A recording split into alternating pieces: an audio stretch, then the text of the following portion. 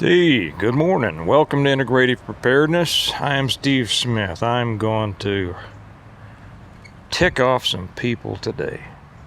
And I don't mean to. I'm trying to help. I'm trying to get people to be better prepared and better at what they're doing. So welcome to all the new people. Welcome to everyone, both on YouTube and on Patreon. It's great to have you here. If you wonder what the difference is between YouTube and Patreon, I put everything on Patreon that I put on YouTube, plus a whole bunch of other stuff that I can't put on YouTube. I got an itchy nose again. Those allergies are coming anyway. That I can't put on over there because I'll talk about stuff that YouTube doesn't like, right? But it's very, very important. Very important. So if you're really serious about that, I had somebody say in a comment, was it yesterday? He says, only about 30% of the people who watch preparedness videos are really watching them for preparedness, or they're going to do anything about it. The rest are just watching for entertainment. Maybe that's true. I won't argue with it. Maybe he knows what he's talking about. I'm not going to try to become more entertaining because I really do want to put out the information that's going to help you be more well prepared for reality and real things that happen. To that point, if you came on here and saw an ad for one of these idiotic things like Sandy Hook Promise, or any of the other myriad of gun control, of those people trying to take away your guns and the rest of your rights, please ignore those and understand that I don't have anything to do with what ads they put on my videos. I can't control that. The ones that I make specifically for Patreon, I should say this, many people don't realize this, the ones I make specifically for Patreon don't have ads. Don't have ads at all. That's one of the perks for being over on Patreon, because I talk a lot about the, pew pew bang bang stuff over there, and so there you go. What this is brought to you by is my book, The Reversion, the first book of the Stonemont series, first of 5. You have the reversion, the revival, the renewal, and appeal to heaven, and the blessings of freedom. And what these are about is preparing for, surviving, and rebuilding from a total collapse of our country. In these books, it's a EMP-CME situation, but it also prepares, because I've always said if you're prepared for an EMP, you're pretty much prepared for everything else. Now, we have some additional challenges in today's world that we can get into another time, and I get into those a lot more over on Patreon. But this, if you want to know how to prepare for, how to survive, and how to come out the other end in pretty good shape, that's what these books are about. They're novels, it's a series, and it talks about exactly that. So if you're into that, these books, I put it right down here in both the information area, and I've started pinning a comment with the links on there that you can. It shows you how to get the books through Amazon. First off, how to get to the Patreon channel, then how to get my books through Amazon, and there's another set on how to get autographed copies if you would like, directly from me. Okay, it's also brought to you by the Second Amendment. Okay, let me have a sip of Second Amendment freedom here. What I want to talk to you guys about today is getting rid of the 9mm round. Steve, how can you possibly say that? I thought you were a big 2A guy and a big self-defense and gun guy and everything like that. Well, yeah, I am. One of the most important parts of that is pro-self-defense, and that's why I want to talk about that. Get you guys away from your 9mm. Why should I say it? Why do I say that? How could I possibly say get rid of the 9mm round? Could it be because of what stupid Uncle Joe said, that it can blow the lungs out of the body? No, because it can't, right? It can't. Isn't that amazing that we are ruled over by such fools? Yeah. The reason we need to get rid of the 9mm round, I know, is because it's a sub-effective round. Simple as that. Now, before you start jumping up and down, I'm going to ask you to watch the rest of this video before you comment, okay? Because we all know that there are a lot of comments that pop up, and then it turns out, well, they stopped right when I was saying something, and then they commented, and then they should have watched the rest of the video, okay? 2 things to do before you comment. Unless you agree, of course, which means you already know all this stuff. But if this seems just outrageous to you, watch the rest of the video and click a couple of other links that I'm going to put down here for you to watch for your education and edification before you comment. Usually I only put this stuff on Patreon, but I feel this is so important that the most people possible need to see this.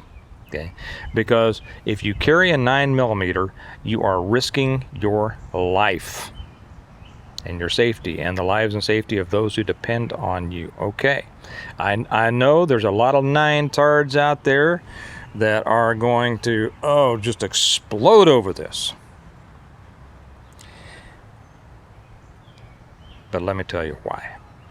Okay.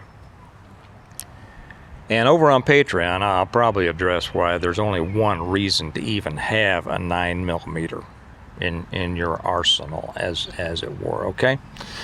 The 9mm is, I won't say that it's ineffective, it's sub-effective. Now, why won't I say that it's ineffective? Because just like a 22 or a 380 or a 25 ACP or anything, if it hits exactly in the right place, or you put enough rounds into whatever you're trying to solve, it will eventually be effective. Eventually. Okay? If you want to stake your life on something eventually being effective, well, then you're a 9mm guy. You're going to stay with that. But you don't want that. You want something that is going to be as immediately effective as possible. Right? Okay. Why do people feel that the 9mm is effective? Marketing. Most people, when they first get into guns, they buy a Glock 9mm. Why? Now, those of you who are over on Patreon, you've heard me say this many times before, but the people on YouTube, the greater world, needs to hear this. Okay. They buy a Glock 9mm. Why? Because that's what they've heard. They heard the most about Glocks and 9mm. Most of them don't know a darn thing about guns when they first get into it, but they've heard Glock and they've heard 9mm. Okay? Right? Why have they heard that? Because marketing, because that's what has been pushed. Now, when it comes to Glock, there's not a darn thing wrong with Glock. They're good weapons. They're simply overpriced. That's why if you want to buy one, it's your business. If you'd rather buy just as good a gun for less money so you've got money for ammo or training or whatever, then look into alternative Glock clones. They're just as good and they're cheaper. However, I've always said, if it weren't for Frank Serpico, who, those of you who don't know, was an old New York City narc, and the fact that the 9mm was made the NATO round, nobody would carry 9mm. But Steve, you said that you carried a 9mm back when you were undercover narcotics. That's right, I did, and I'll tell you why. I won't tell you the specific situation. I've talked about it before on Patreon, and I'm about to make another one on it over there. It was a situation. I always carried a 45 Colt Combat Commander, and my partner and I were in a situation one time that we did get out of. But it made me understand that I think I wanted a whole lot more rounds available if I needed them. Okay, and we happened to have, and I had read the book Serpico by, was it Peter Moss who wrote that? I don't remember. It was about Frank Serpico, a New York City narc, who got crosswise of the police department because he found corruption in the police department, and he had his life threatened, not by the bad guys, but by his own people, by his own side. They were afraid he was going to, exposed them.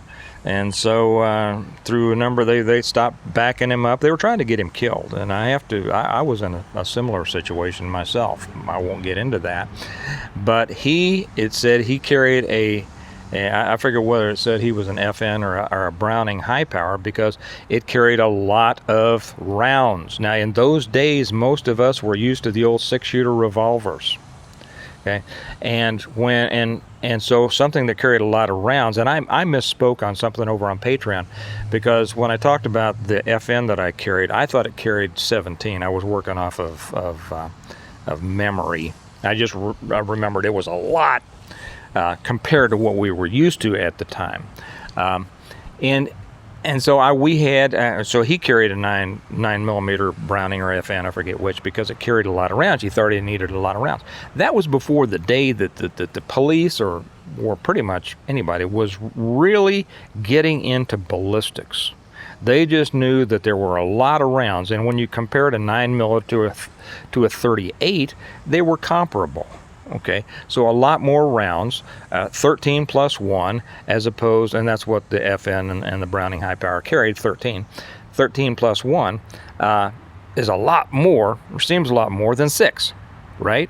And it's a lot more than 7 plus 1, which I carried in my combat commander. So when we had that situation, and I said, man, I think I'd like a lot more rounds and 2 guns, I went into our gun room, which we had a great gun room. You could just go in there and had everything in the world, and you could just take whatever you wanted. I've mentioned this, but you didn't even have to sign it out. You could just take what you wanted, and I've said this before. I think I was the only idiot that when I left the unit, I turned everything back in, because I was, such a good boy. And then NATO made it. Well, people went ahead and carried the 9mm without really having an understanding of how it would compare with better, more effective rounds. At that time, the 40 was not. It had been invented, but it wasn't in the mainstream of handgun carrying people. Let's put it that way. And so as this came out, as Serpico came out, and then they made a movie with Al Pacino, became very popular. That was the start of this great love affair with the 9mm, and then, like I said, NATO did. And it's pretty much been pushed ever since then. And so people first getting into their first guns, they go with a 9. Well, once you go with something, you know what it's like. You tend to have a love affair with that. You think that it's all that, right? Because you made your decision. You relied on a magazine article or somebody else that said that the 9mm was just super, just the greatest thing that's ever, come about. And anything, because it's human nature, that kind of threatens that opinion, people have a tendency to be resistant to. Okay, right? Now, I never thought about back then about the 9mm being particularly a sub-effective round. I knew I preferred my 45, but just put those two together, which I'm not going to do on here. I'm going to kind of make a comparison over on Patreon. Put those two rounds together and see what you'd rather. What would you pick? Either as a deliverer or a receiver, right? Which would you pick? As a deliverer, I think you pick the big one. As a receiver, I think you pick the small one. Why? Okay. Now, I'm not going to get into too much detail here, but I'm going to say this.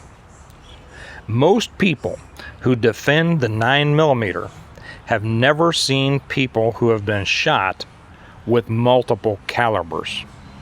Right? Okay. Most of you out there have not. Right?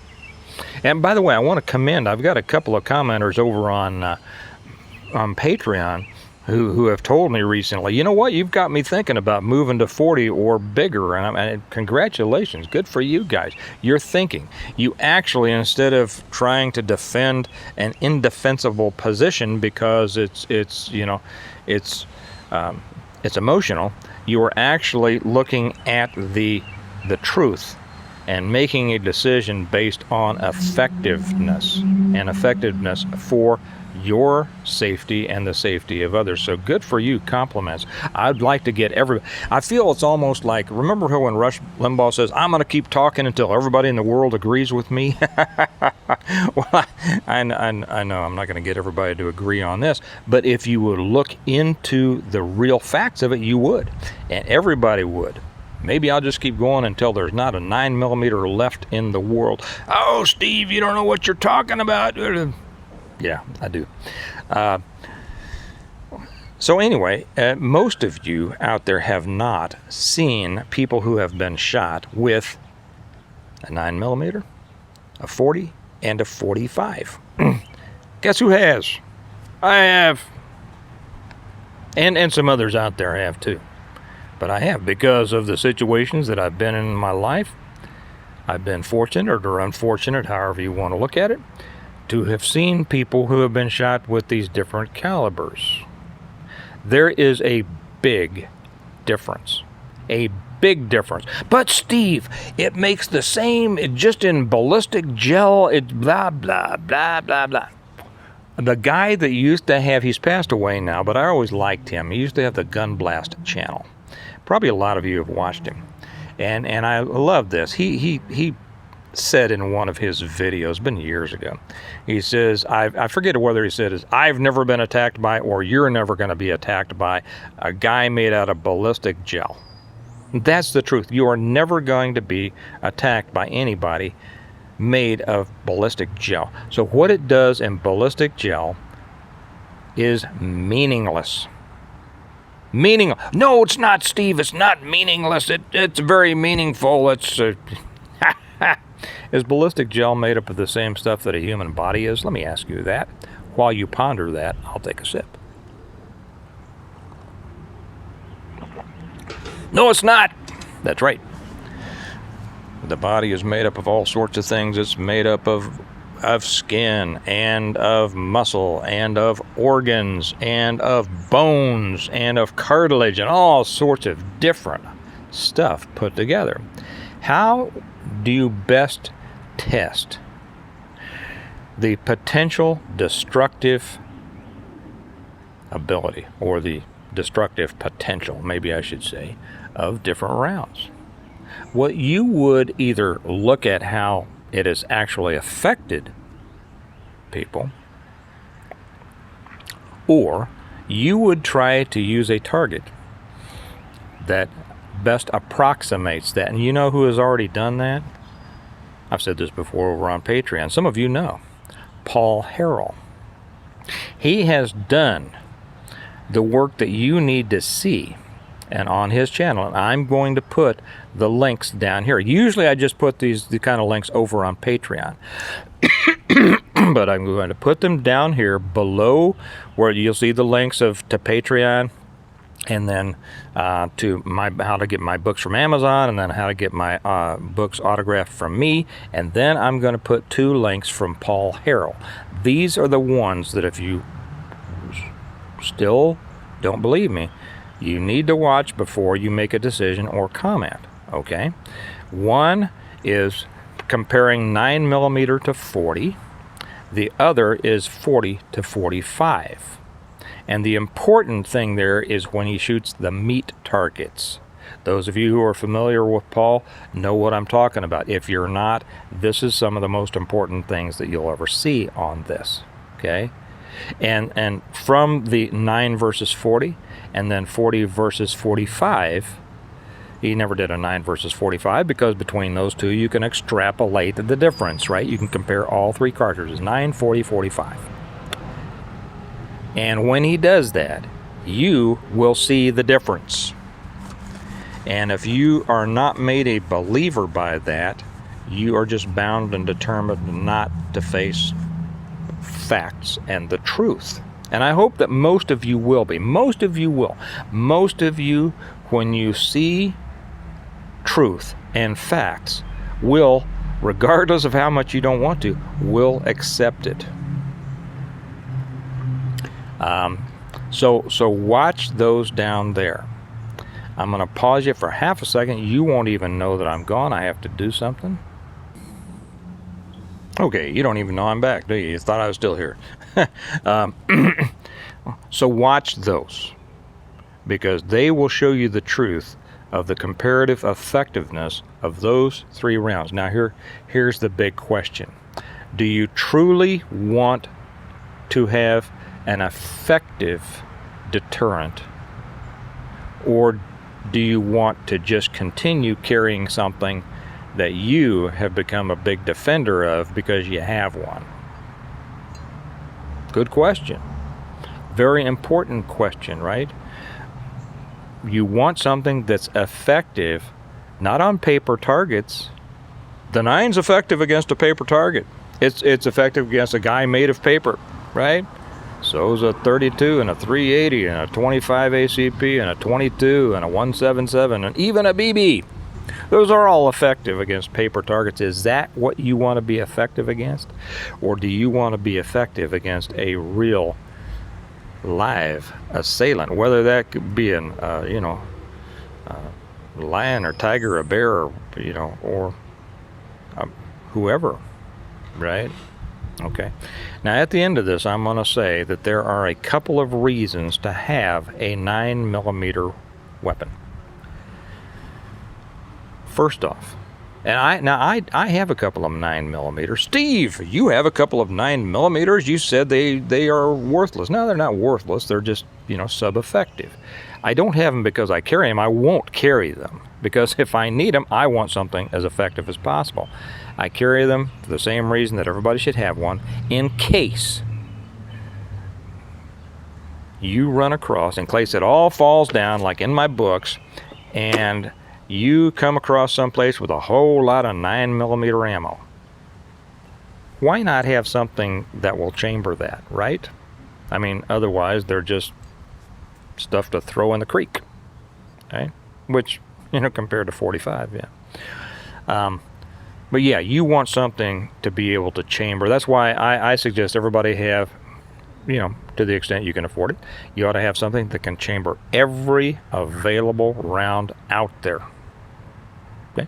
If you got a couple of $100 extra and you can pick up a 380, go ahead. Don't carry it to defend yourself, for crying out loud.